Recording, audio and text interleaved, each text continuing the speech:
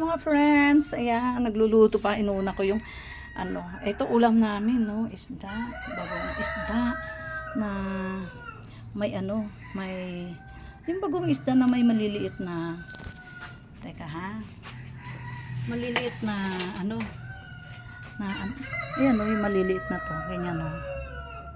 Yun, binigyan kami ng aming kaibigan galing sa Pangasinan.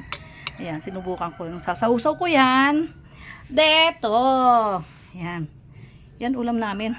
Napabayaan ko, dami kong trabaho. Napabayaan ko, medyo nag-dry yung, naging crispy tuloy yung ano, yung medyo crispy yung aming, yung talong natin. Ayan, konting, ano, okay na yan.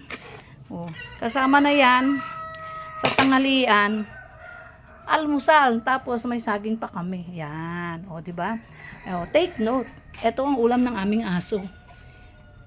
Adobong chicken. Ayan, sa aso namin yan. Kami, bago-bagong lang.